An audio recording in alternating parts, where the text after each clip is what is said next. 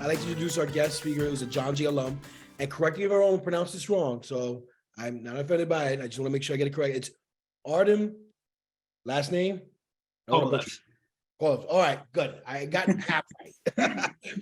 But he is a John Jay alum and is currently working at AML as an investigator for JPMorgan Chase.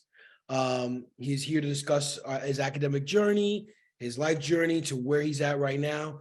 That would be like the first or 15 or 20 minutes. And then afterwards, we'll leave it a session for open question and answer. And again, I want to stress to you, all of you, no question is a dumb question.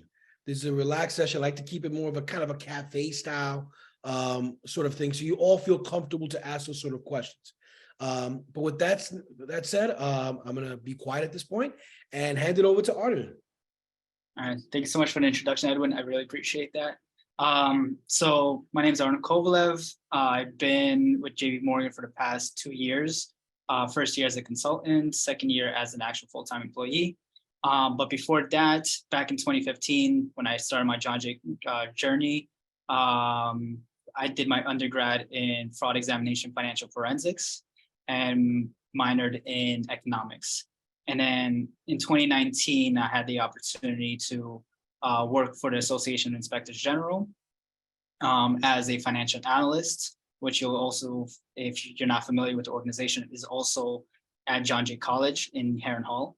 And then from 2019 to 2022, the end of 2022, to the end of 2021, I apologize. I did my master's in public administration, focusing on forensic accounting.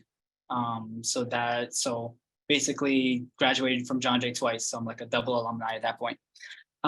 So that was a quick introduction from me. I also had opportunities at other different firms here and there. Was interning at the United Nations under the UN Women. I also was being a consultant for other organizations, Fortune 500 companies, other Law 500 companies, and other places where I was able to contribute the stuff that I learned at John Jay and my experiences from other jobs, and was able to get this job currently at JPMorgan Chase. Are you there now? Oh yeah, currently here. I wish my bedroom looked like this a little bit.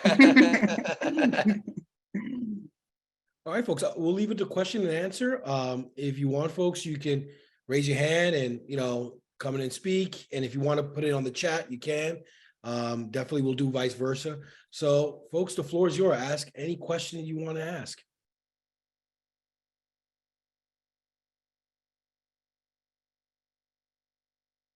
Oh, you can't be that shy, folks. Hi. Hello. Hi, I have a question. Did your CAM, so ACAM? The CAM certification, correct? Yeah. So I haven't done the CAM certification.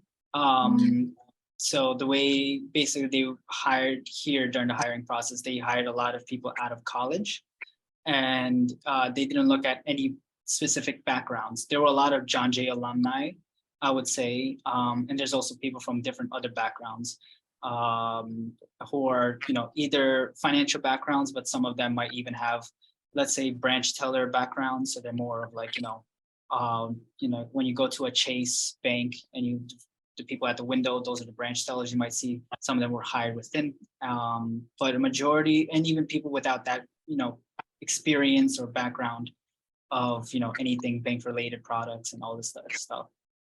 They were basically just, hired from like other places. There was one person that was actually hired from archaeological, basically doing studies in archaeology, and they were hired within the firm as well too, which was actually very surprising, I guess, because it's very heavily data driven that they hired them. But CAMs, you don't have to get CAMs before you get started in this position, or because you'll get more of the experience hands-on rather than beforehand. They're just looking for more people who are, I guess, have a mindset of professional skepticism is like a good word that I would like to use. And it's like a basically, be questioning everything that's going on. Those are the type of people they're really looking for, especially in the position that I'm currently in. So CAMs, CFE, CPAs, not necessarily needed for the current position that I'm at. All right, Russell, the I floor got is a yours. question. Go for it. So I Hello? see. Hello, Russell, the floor is yours. No, that was someone Mhm. else. Someone else jumped in there. I didn't want to. I didn't mean to Yeah. step on him. Good. Oh, Yeah, this is Moten. There I'm you go. sorry, I don't have my camera on. But no, you're not obligated to have a camera on. It's all good. so I'm a private investigator. So I wanted to know, like, being that I do that and like I got a strong security background, at least 10 years, is there something else I would need to qualify for this position other than what I already have?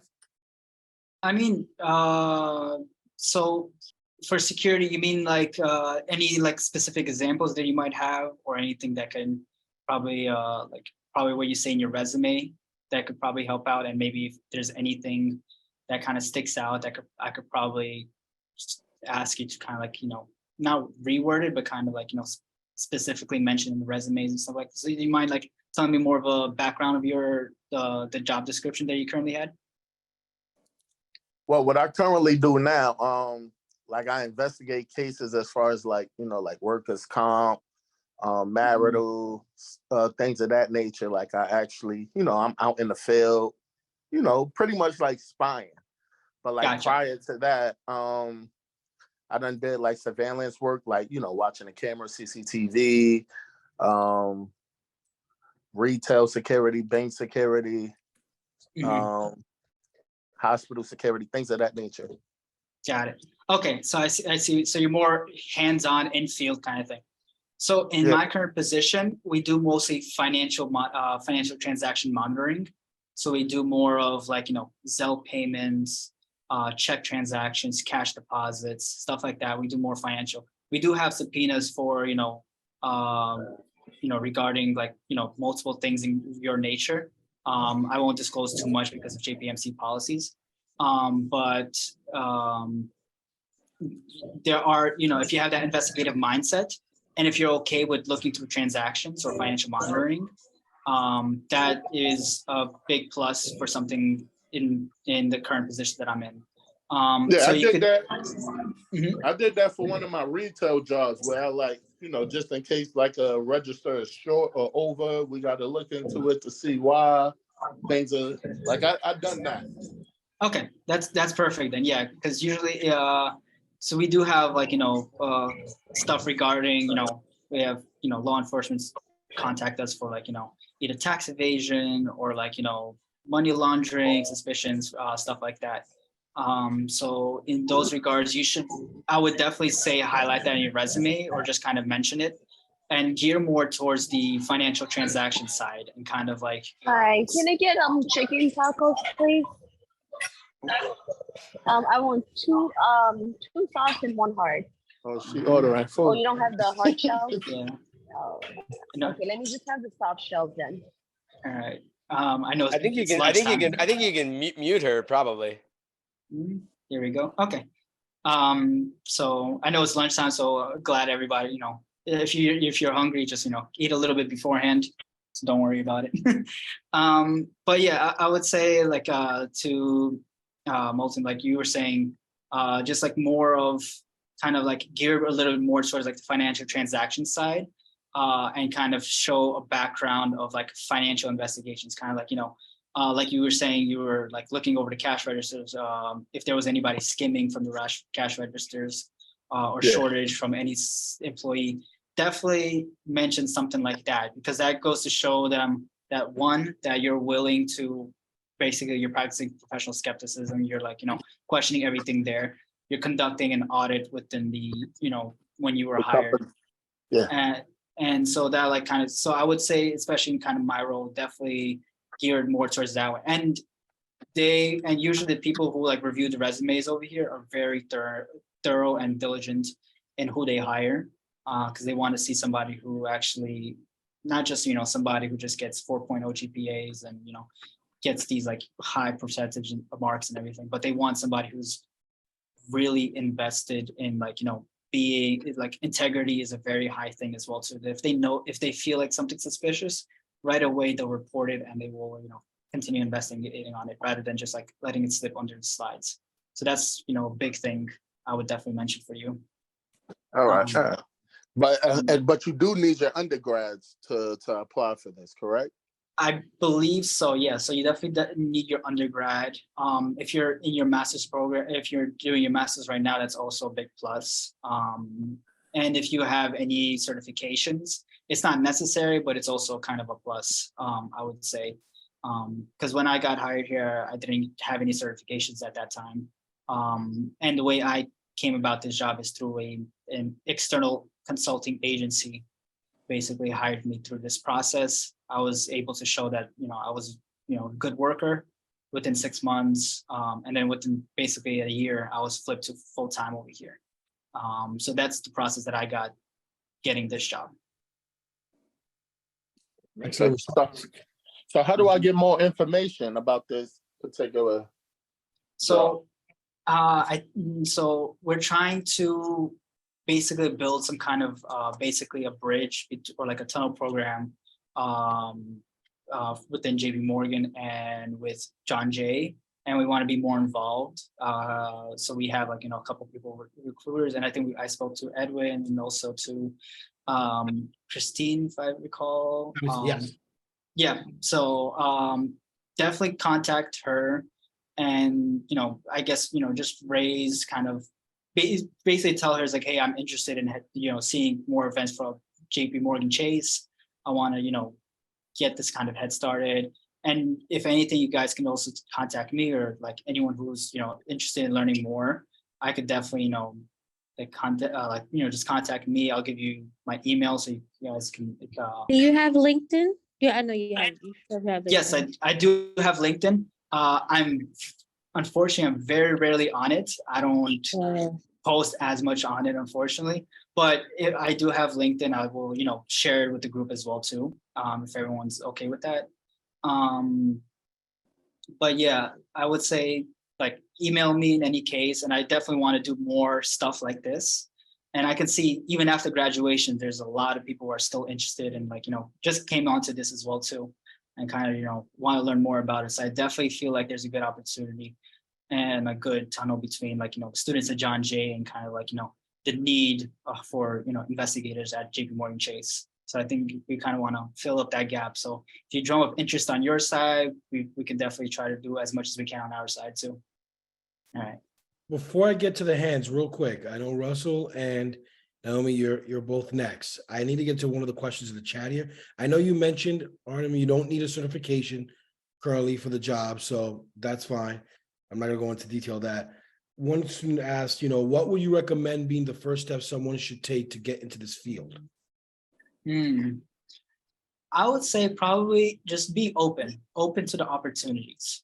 Because I honestly didn't think I was going to be in this role as well too. I thought I would be more of, maybe auditing, maybe just forensic accounting as well too. AML investigations was like, I know it's part of the field as well too, because, financial transactions, you want financial monitoring.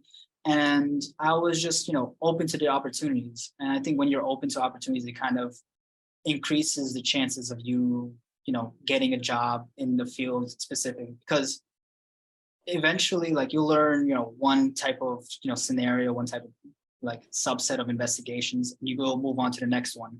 You learn new techniques, new skills there, and you move on to the next one. And that's how you kind of become a better investigator as well too.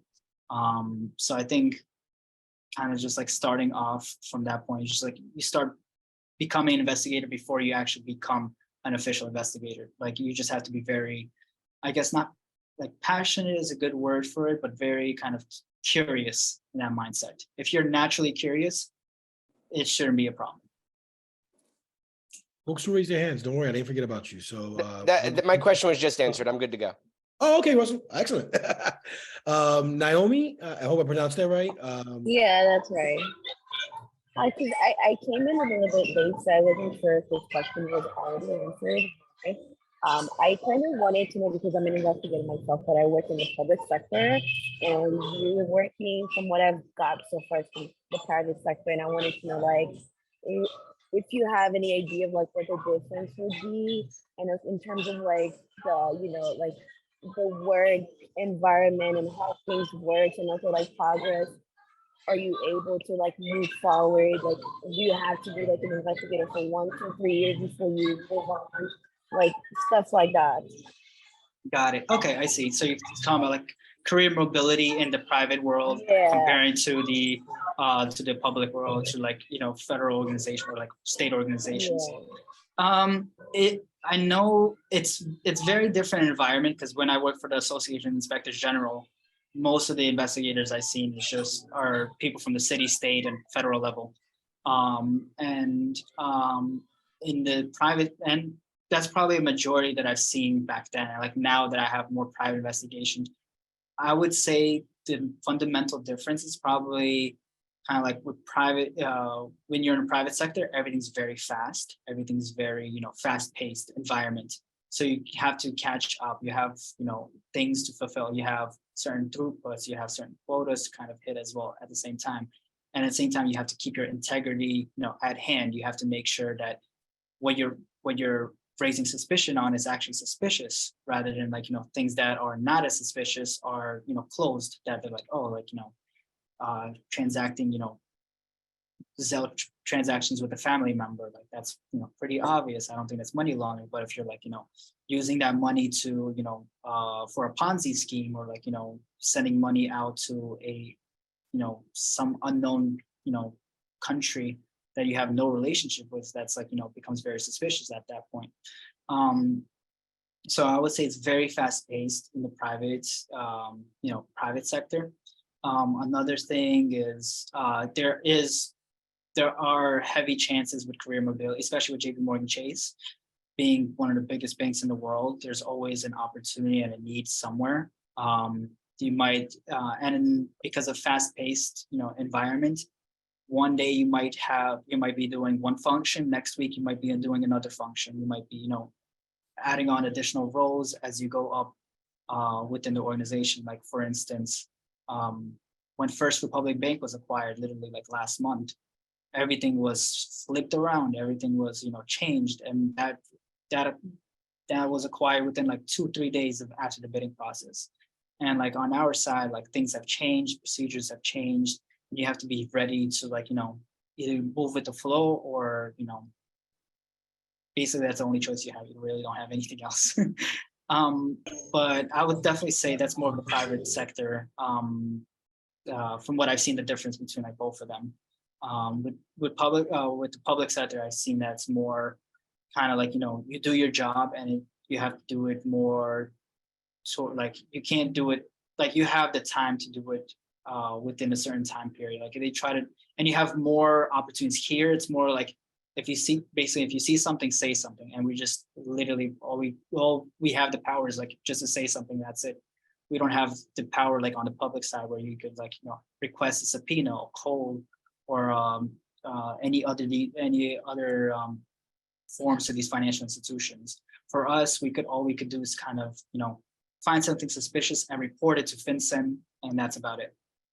And then, like, you know, the public side, there's somebody from FBI, IRS, DEA, like they'll be the ones who probably contact us and request more information. We're very limited on our side, but we see more of the suspicious activity than probably, you know, we're like first line to see all that suspicious activity, and just like report it forward to you guys afterwards.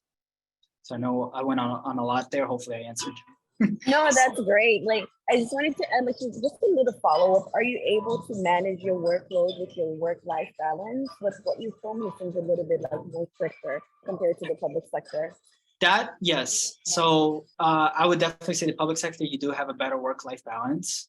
Here at JPMorgan, I would say it's relatively, if you do all your work, or if you do extend like really well within those, like you're able to do all your work within those hours. There are going to be times of difficulties where it's a little bit tougher. So let's say like around maybe like summertime, where more people are taking off, you might have to take more of a workload here and there. But like, you know, in the public sector, you really, I don't know too much, because I haven't worked too like intensively in the public sector as long. But I know usually, like, you know, we have to handle it, or because they're very, I would say, you know, they want the work done, and we have, like, you know, Like for instance, when you do SAR filings, you have to do it within 90 days. And if you breach it, that's like, that becomes a whole issue, and then the bank gets fined, and all these like issues pile up afterwards. So we try to avoid that as much as possible, because like, on public sector, you kind of have more of a time, you don't have, you have more time basically, you're less of a time constraint going on. So work-life balance is a little tougher on the public than the public sector, but if you get everything done within like those times or within your working hours, you'll definitely, you don't have to worry about, work-life balance. That's about it. I would say only when you do the really, really difficult cases, like, when you have like transnational, like trade-based money laundering, or like, Ponzi scheme, like and working at Chase, you probably have that once in a while. Like being a big bank, you also have very big clients, and you have, big wrongdoers as well too. Makes sense. Thank you. You're welcome. Great question. I'm going to get some from the chat here. Mhm. Could you please elaborate more on your experience at AIG and as well as UN and how it helped you?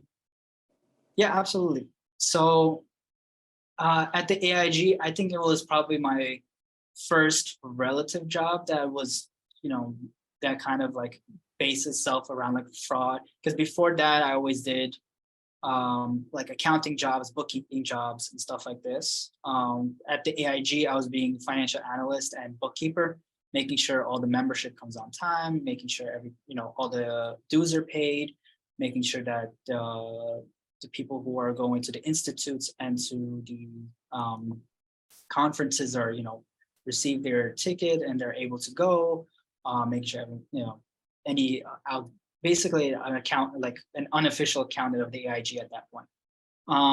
But I was able to learn a lot offhand. Like I've been going to a lot. I don't know if anyone else has been on any AIG conference or institute. If you have, like, raise your hand, or feel free to just drop it in the chat. But it's very interesting because you get to see a lot of investigators, a lot of auditors, a lot of evaluators, and how they approach. And it's a good skill set to have, like to just learn about, the cases that they went through, how they went around it, how they were able to like investigate as well too, which is really interesting because then you could take that to your future like jobs afterwards. So that's what I did at the AIG. At the UN, that was more of a financial, basically just a financial analyst or financial intern, I would say. It's more of just like all of the, like making sure like you have like all your assets are in place, all our liabilities are checked for as well too, making sure the balance sheet is all properly done for the year end, closing out any accounts that needs to be, that needs to be reconciled, double checking bank statements, making sure like it's basically more of an accountant role, I would say. And making sure you capitalize your expenses the proper way, making sure like it's in guidance with the not the IRS, the accounting regulations going on as well too. You have to make sure everything is up to date in those kinds. So that was probably a 4-month internship that I got through one of the professors here at John Jay as well too. And I think that's probably another recommendation I would give to everybody. Definitely keep in close contact with the people at John Jay, especially the professors, because at John Jay, you have more of a privilege because these professors are actually working in the field rather than learning about the field secondhand, like maybe at, Harvard or like these other institutions. Like they have maybe professors who just been doing theory the whole time and they don't understand the actual process of like, what's going on within the courtrooms or within the procedures. At John Jay, we have a lot of practitioners who are actually in the field doing these things, and they can teach you very valuable things. And in addition, they actually have very good like opportunities that they might have from their previous job. And like, hey, they're actually looking for interns or looking for, somebody to come in, like, just to help out. I know there was a very interesting interview with John Kiriakou. That's one of the ex-CIA members that disclosed about Guantanamo Bay. And we were interviewing him, and he mentioned the way he was recruiting the CIA was there was a professor at his college that was undercover as a CIA agent looking to recruit actual students into the CIA as well too. And he saw John Kiriakou as one of the potential candidates because he really liked his writing, and that was his way of getting into the CIA. So imagine, I'm not saying anybody at John Jay is an undercover, operative or, doing this kind of stuff, because I feel like that's already, Hollywood movie madness at that point. But I'm just saying it's like a good example of like, your professors know a lot of people, and, keeping close contact with them can get you the opportunities that you probably, wish you had. So that's the thing. All right. Good question. Seymour, you had a hand up. Go for it. Oh, I pronounced that right. Going once. Yes, what is a good way to break in the field? One way to break into the field, I would say, probably get as much experience as possible beforehand. And that means if you have to volunteer for like if you have the time to volunteer, that's also a good way, because that's the way I did it. I basically was able to just find anything, or just keep myself occupied. In the summer months, I'm like, hey, like maybe a short-term internship or just something just to keep me into the field. And unfortunately, I really and those times were really difficult for me, because I'm like thinking like, there were a lot of internships that I had that were unpaid and everything like that. And it was just like, even after the internship finishes, I was like, this is kind of a waste of my time. And then I look back at it now, and the way I saw it is more of, it's like I look at it back at it now, and I'm like, that's more of a way just to show employers and other professionals that you're willing to sacrifice even some of your free time, or just like not sacrifice your free time, but kind of more of like you're dedicated to your profession somehow, that you're willing to go like the extra mile and stuff like that. But at the same time, it's like, that doesn't mean it's a green light for abuse, that like, oh, because someone's willing to work for free, I should, hire them as well too. Like, know your worth, because like that's one of the main things. That's one of the things I should have learned as well too, because like there was a lot of times where I'm like, volunteering my time, doing all this kind of stuff. And then eventually I'm like, there's not really much of a payout. But then I realized down the line that it's like, you volunteer, you just show it on your resume, you're responsible, that you're willing to do this kind of stuff. And I know for a lot of students, they're, either they might have families to take care of, or they have medical conditions. Like, it's more difficult on some of these students as well too. Because I seen in the master's program, there were a lot of people coming back. There were a lot of moms coming into the program as well too. They have children at home, and they have to take care of them while at the same time studying. So it's more difficult. So I would say like in my scenario, it was more, I was a little bit more, privileged in that kind of scenario. But like, if you're able to do that, definitely do that. And then I'm thinking another opportunity is look at the John Jay Career Center as well too. There's a lot of job listings there. So there's, I think one of them, that's one of the internships that I had as well too. This is more, not internship, more of like a volunteer place, where I just like came in, just volunteered my time just to show want to help out, contribute as much as I can for like the summer. So definitely, reach out to the Career Center. This also, and, speak to professors, especially people who are in your field or basically where you want to be at.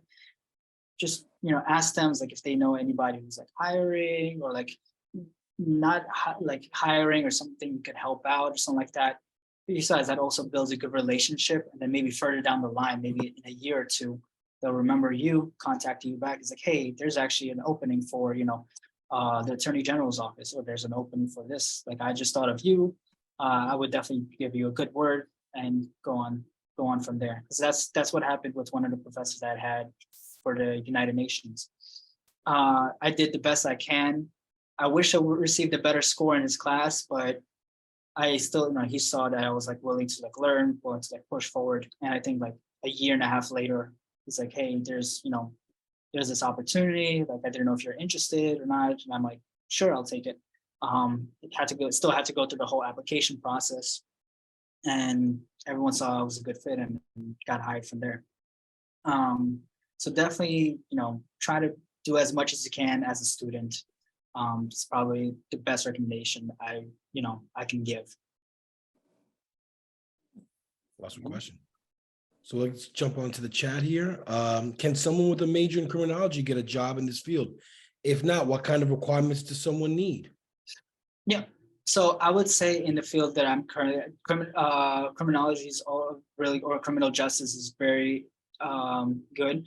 I would definitely say in AML investigations, transactional reviews, or anything like if you have a financial background or just understanding basic concepts of like accounting. It doesn't have to be anything too technical, like depreciation or amortization. You don't have to learn any of that kind of. Just learn. I'm like, all right, if I receive money, how, where did I put that? Do I put that in sales? Do I put that as an asset? Or what? Just learn some of the simple stuff. So, and then from there, and then, what was the second part of the question? Sorry. And what kind of requirements does someone need? Okay, kind of requirements. Yeah, I would say just probably like have a better understanding of like transactional reviews, understanding, on the financial side and stuff. I mean, that's for me personally, since I work at the bank, all we do is transactional reviews, that sort of stuff. But if you want to do like more investigations as well too, or if you want to do like more of like on the public side, you'll probably have more of a what's it called? More of a, I guess, I'm blanking out on words. Sorry, it's Monday.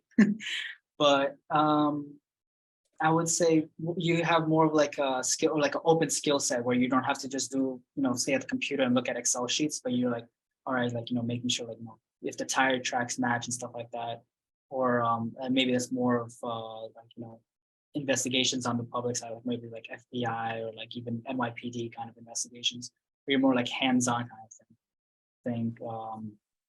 So yeah, my side, it's more just financial transactions. So if you learn anything on the financial side, that would definitely help out in that scenario. So for require a good way to kind of do that, you could always learn these things like offhand, and you could just complete like a simple certification, maybe like even a LinkedIn like certification, or like something to show that you're like, hey, I have a good understanding of like a financial background, because to help them understand like, hey, this person actually does look at spreadsheets and understand what kind of money is coming in, what kind of money is coming out. Because in my current field, accounting is like, it's a good plus, but it's not necessary. It just shows that as main qualities, like I said before, professional skepticism, and try to like identify if these transactions are reasonable. If you can't identify if they're reasonable or not, it becomes a little suspicious, and then start like pulling out all the tool sets from there. So I would say just indicate on your resume that you have experience with some kind of financial transactions, to help you kind of get the role that I'm currently at as well too. Cool. Another question is similar to that, but just different majors. So you kind of answered it. But the second part to that question was, what are the aspects of working in a different country? So is it possible to elaborate a little bit on that? Kind of like how will my position change at a different country, or? Colbert, you're gonna have to elaborate on that one, Colbert, if you're on it. You don't have to speak out, but you could just write on the chat. We'll come to it. I was referring to if you would like to transfer, or if there's an opening in a location that you're applying to and there's a possibility that you can work somewhere else. Oh, for me to work somewhere else? Aside from the United States, yes. Oh, so there are AML positions throughout the world. There are positions because each country has their own regulation. So for instance, the United States has FinCEN. The Europe has the EU that they have to look for. Britain has their own regulations now after Brexit.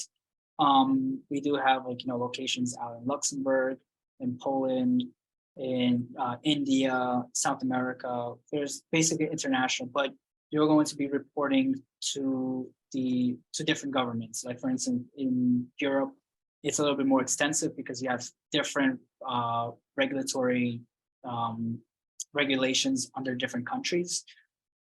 So in that sense, it becomes a little bit more trickier here in the United States. Any transactions done on through a United States financial institution can be reported to FinCEN automatically, anything. So even if it's like, a Chinese company transacted with a Chinese company, if it goes through a US bank, it is open to, being sent to the FinCEN. Depends if it's found suspicious or not. Well, that answers your question. Thank you. No problem. You're welcome. Is there any current openings for this role now? You have any current openings? So I think there were current opening. I think there were a couple last month, but I know routinely they hire new investigators maybe on a semi-annual basis. I would say maybe every 6 months, depending how big the need is. So if if there's a lot of scenario, or like if there's a lot of suspicious activity, or there's like a really huge case as well, so they need more investigators. Or sometimes even when there's implementing new technology, they probably hire a couple of new people as well to kind of explain it through.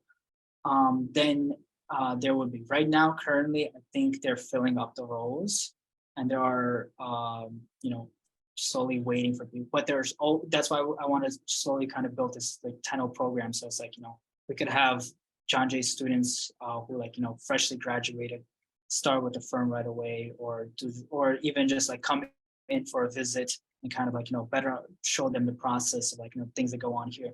Because with JPMorgan Chase, you might not be AML investigations, you might be doing other stuff, you might be doing more fraud related stuff, or you might be doing GS is internal global security, or you may be doing internal audits inside the bank as well too.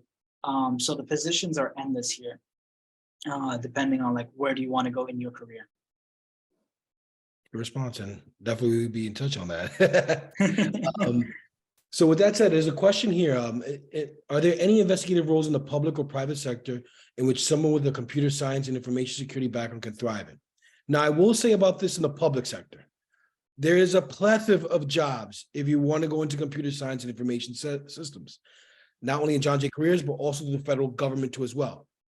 I can tell you this, I'm not going to speak for private because I'll let Artem answer that one.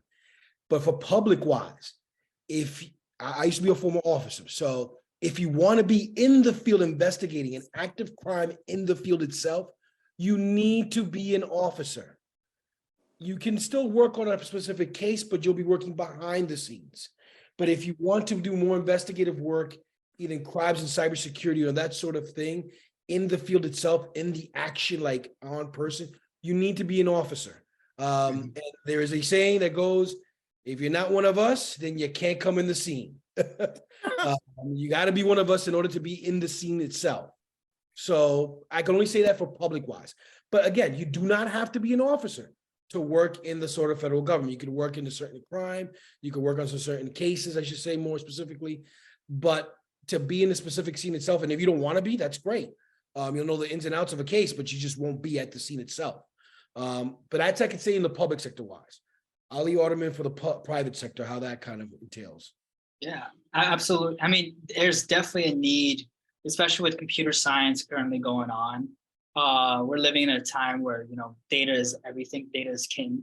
And JPMorgan has been heavily investing in that stuff as well. So even with the ongoing, ChatGPT and the AI revolution as well too, there's a lot of I would say a computer science related, and even in fraud and money laundering as well too. There's criminals, leveraging all this technology, and we need massive cybersecurity, especially on the bank side, because we, as a huge institution, we're probably on a daily basis, we probably have cyber threats coming in, especially trying to scam somebody's account or trying to do all this kind of stuff. There's crazy cases and regarding scams of that nature as well too.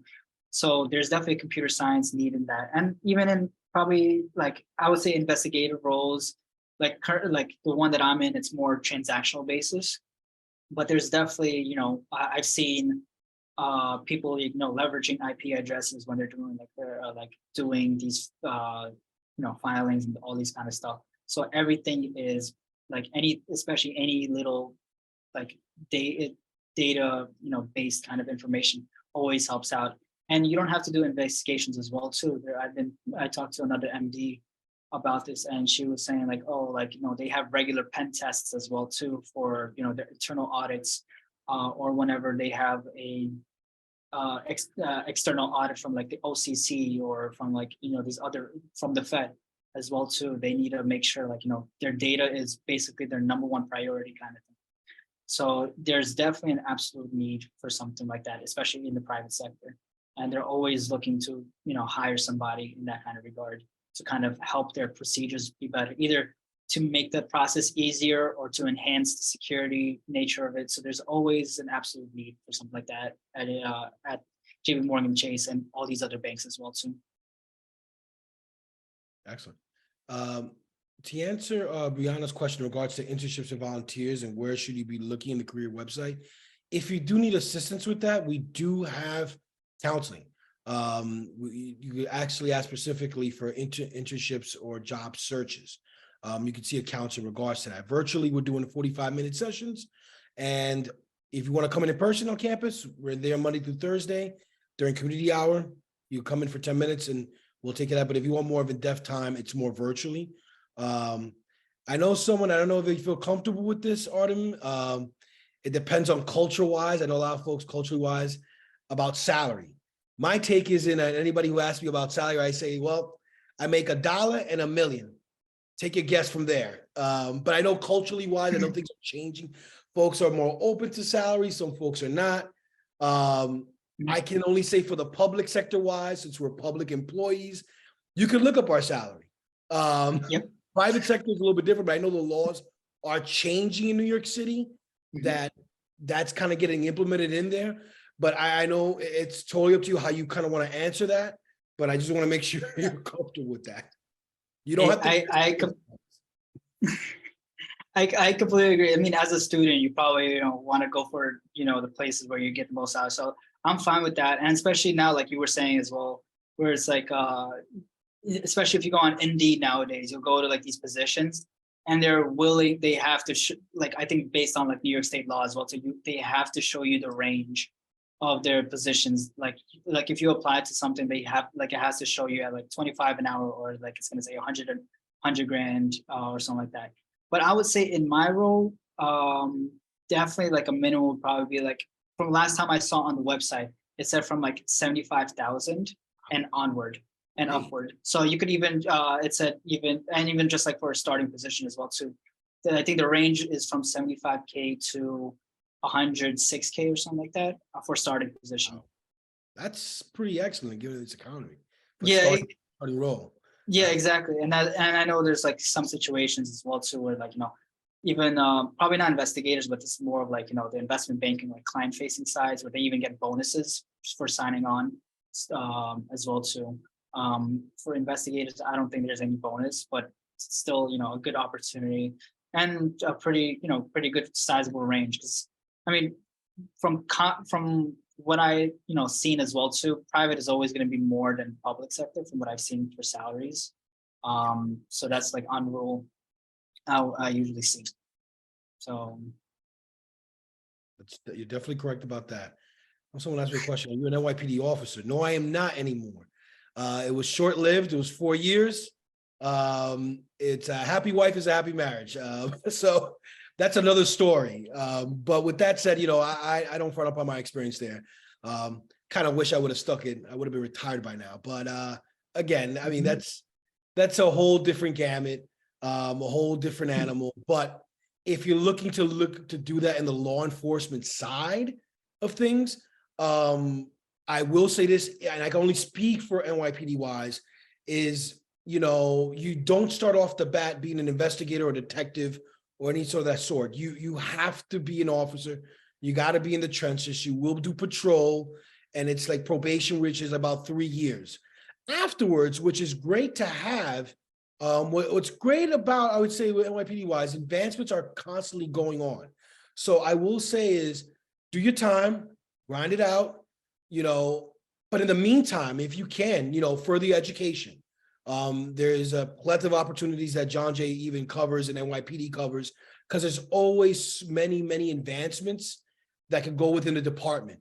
And if you're looking to work in the federal government side, there's many positions in the role in the NYPD office that works in tandem with the federal government, with the FBI, and allow them to make that transition from then on. So with that said, if you're looking to do that, that's a whole conversation separately we need to have side. But with that said, I mean, if you want to do that type of work, like Artem was kind of explaining, in the sense, you know, they take more of the different set of role, they get a little more specific, and then they handle the other set of roles. Again, you don't go and jumping on that right away. You have to be patrol. You got to do your time. And then from then on, you can move on from there. But the only way you could kind of circumvent that, if it's a high needs area and it's always changing.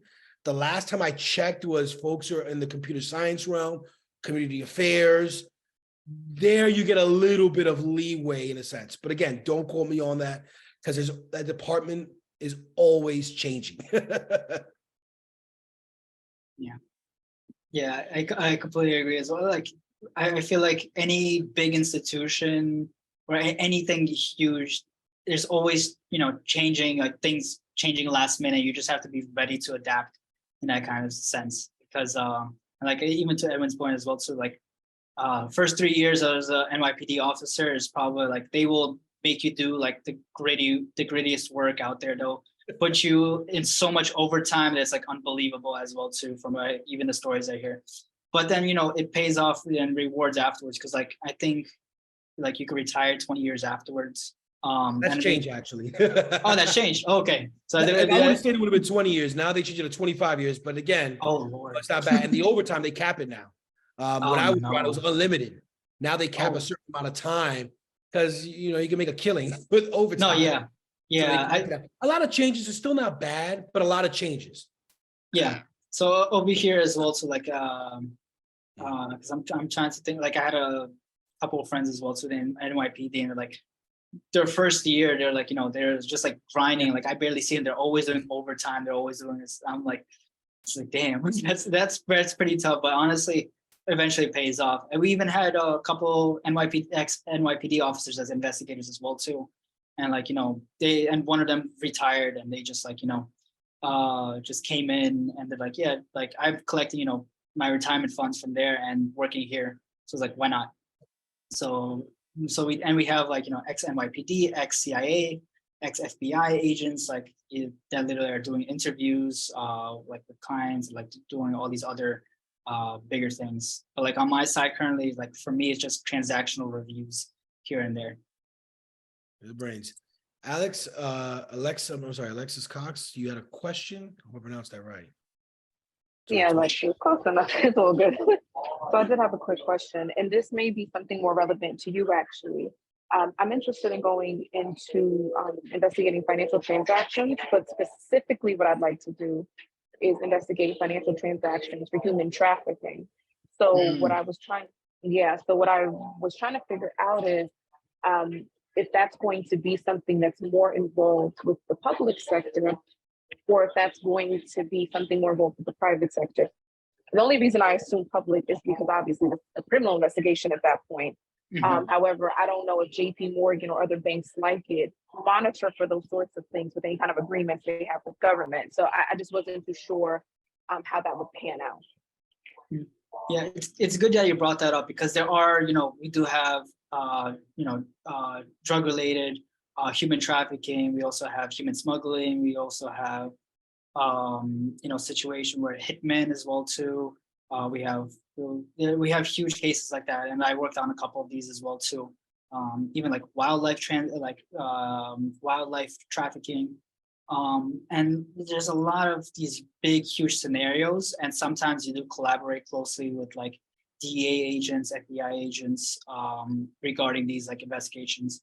I can't disclose too much about each of these, cases, but I would definitely say like we do have a substantial amount of stuff like that, even like adult vulnerable exploitation as well too, where you have like, people saving up 40 years of their life savings for $500,000, and they get scammed at the very end, and that, gets reported to the FBI automatically, and like, they do the whole thing. which is like, it's really sad stories when you actually see this in real life. Like you probably just hear it and we actually see it happen in real time. You see the transactions. It's like, it's a really, really sad instance in those cases. But you will have more of that on I would say the only difference is we just report on transactions. We don't do much of anything else. And then we just follow up on the account. And then if for any reasons, like, it's continuing, or if, for instance, we might even have like a keep account open request just to see where this is further going into afterwards. But you'll definitely see your fair share of stuff like that here. But if you want to be more hands-on, especially, go into the scene of the crime, I would say as well too. That's more on the public sector, I would say. Got it. Thank you. No problem. So folks, before we close out, is there any final thoughts, questions? Jenny, the floor is yours. So I do work for your competitor, Citibank. I work as a concierge banker and everything. So what Alexis just brought up about like the human trafficking and everything, does that get reported from retail side, or does that come as like a anonymous tip and everything in order to start the investigation? Because I know like it has to like there has to be like a certain amount of like reports or I guess like to kind of like submit submission in order for that to happen. And my second question is, since you do review transaction, is it on the retail section and you guys are at the banking, or you guys are at your office? So for the first question, all I could say is both. I can't go too much in detail about that. And for the second question, just to elaborate a little bit more, you mean like where do we get the alerts from, or like do we specifically work like on retail, or like do we specifically work on like these type of items, or just so you like paraphrase a little bit more, just so I could better understand it? Oh, so I know like retail like banking is like like it has like its own separate like department, and like we do have like people that do come in just to kind of come into the retail section. I guess just like a walkthrough or just kind of like like an audit and things like that. My question is, do you ever go to the retail side, or you just work at the offices? You don't go to like the banking, do you?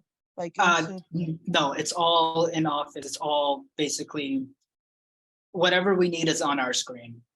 It's all sent to us, and we just do our investigations from our table, either at home or in the office. And okay, that's about it. Okay, thank you. No problem. Rachel, the floor is yours. Hi. I'm actually a question. Do you do investigation in the field? One of the things that I have been doing research, especially within the federal government, they want you to do a lot of field work. Mm-hmm. I don't want to do that.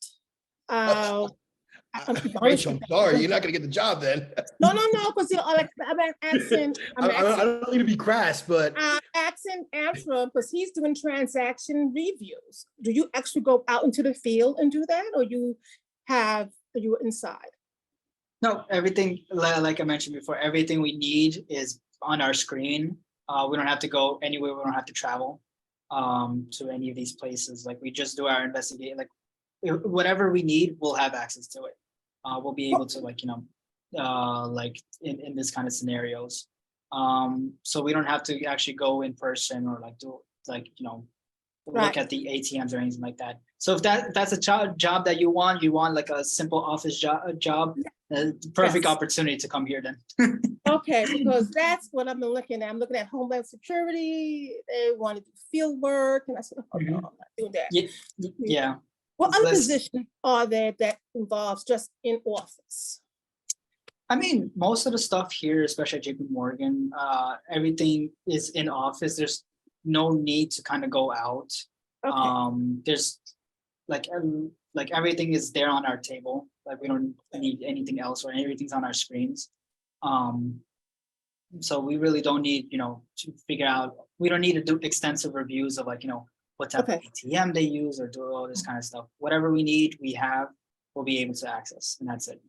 So can you say that like certain industries like in banking or insurance, there are more in-house investigation or are they field? I can't, I don't know the procedures of other banks, so I can't really speak too much about them. So, but usually they would say it in their memos or in their description for their job, saying it's like, oh, travel is required.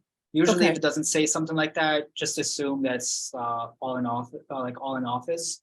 You could Okay. always, and whenever you have the interview as well, too, you could ask, because usually on the public sector, they require you to like, visit, the actual scene, figure stuff out. For private sector, they're more of like, this happened, this is what we're reporting on, and whatever the public side need or whatever law enforcement needs, we just hand it to them and that's it. We don't Okay. really, and we just continue off from there. All Because we right. don't have the actual authority to arrest anybody, carry a gun, or do any of that stuff. That's all law enforcement. Now, also, you have an MPA at John Jay. Is that with the I investigation oversight? Yep. So that's under investigation oversight, focusing on forensic accounting with the advanced certificate. Okay, all right. Because I just started my first semester at the in that degree program. Oh, nice. So I know where to go. Yeah. Thank you so much. No problem. And good luck over there as well too, because it's different from your undergrad, and it's like you'll push through. So you'll have a good time. Just I would say keep in touch with the professors, because there's a lot of knowledgeable professors there as well too under the MPA program. Because the reason why I used to do compliance in NYPD many years ago. So I want to upgrade my skills, because when I was pen and paper, now everything's a little bit different. So I was hoping that as I get into the program, I will learn new skills so that I'll be able to be more employable, going back to changing industries now. Yeah, and it's good. Honestly, that's probably one thing I want to leave everyone off here is invest in yourself, either getting a graduate degree, a certificate, invest in yourself, because the more you invest in yourself, the more people or the more employers see that you're willing to go like the extra mile. And I think that's probably one of the best things that I went straight into the MPA program right afterwards. So I'll leave it off to you, Edwin. I know like we're like breaching time over here. I don't know if there's any questions. As long as you're okay. Okay. But Artem, you're absolutely right on that aspect too as well. And actually, as a foreign officer, I used to be working in the warrants department. So I would show up, I would warrant, collect whatever data it was. Not that I wouldn't even know the specifics. Go back, bring to my superiors, and then they take care of the other work. So definitely right on that aspect. Thank you for your work too as well, your service, because it does help us. When I was in law enforcement, helps us a lot. Yeah, like we closely collaborate with a lot of law enforcement here and there as well. So, and sometimes like it could be it's like a simple case or something that spins out of control, and that you'll probably like need like weeks to work on. Like for us, like we try to identify as soon as possible, but sometimes it's like so much, especially being a big bank like Chase, we have billions of transactions every day.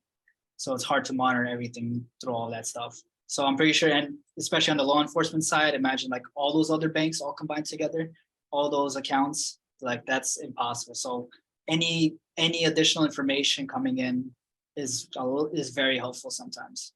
No, you folks are really good, man. Given the time constraints and being such a large bank in itself. So I definitely commend the work that you do and every other banks that are there. Not to mention the other banks that are probably there competing, but there's quite a few, and they've been very, very well. I'm amazed at the work that goes into it, and given the short period of time or the period of time itself, and being such a large entity itself, worldwide wise, I would say it's amazing. So I tip my hat off to you folks. No, yeah, I appreciate it as well too, because like I never thought, like I read the cases like when I was in college, like undergrad, I was like, oh, like there's this big case. There's Enron, there's like all these other ones. I'm like, yeah, these are like, pretty, these are like huge and stuff like that, but you don't really get to know how huge they are until like you're actually doing one.